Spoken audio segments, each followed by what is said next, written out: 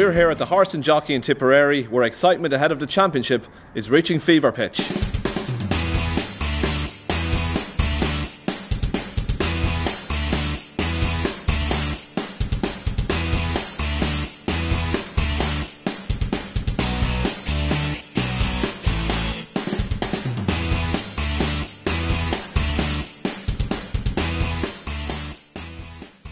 Peter, what are your hopes and expectations as we prepare to travel to Limerick? I suppose the first thing we're hoping to get our first championship win in Munster in a number of years. I think it's 8 years, and that's the number one goal of the squad now. And go down to Limerick and win the match. And our three words are kind of let's win a game. If we don't win it, let's make sure we're competitive, and from that we derive our enjoyment. And that's what we're focusing on over the next couple of weeks. Tipperary have something to prove this summer. I think they have. I mean, no more than to ourselves. Yeah. Like, there's nobody more disappointed with how we went in the last year or two than we are. And it's not acceptable for the effort you put in. It's not acceptable for the players we have.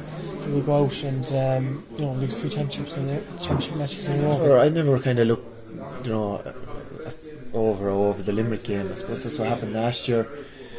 People were talking up Tip Kilkenny after the league game. They thought it was a done deal. We'd meet in the All-Ireland, but you see what happened. Both of us were knocked out early. Limerick completely deserved their victory last year, so we're not taking anything for granted.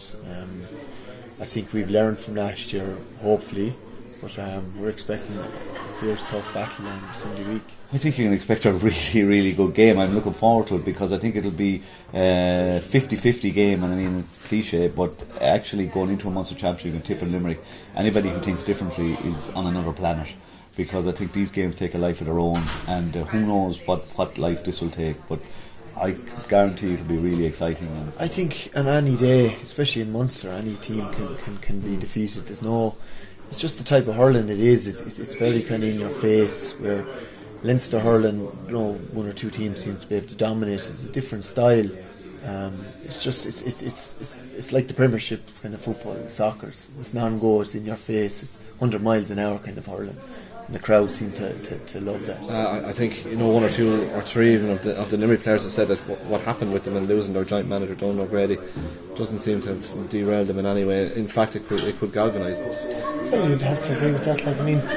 They had a joint manager, so their structures aren't going to change. Yeah. The structures are obviously agreed between the two managers. So they go about business in the very same way. Now, you will miss, obviously, one vice, but they have more or less the same team as they had last year. They might have a couple in and out, and they'll come with no shortage of confidence, knowing that they've had their league, and as we talked about, the league and championship are vastly different.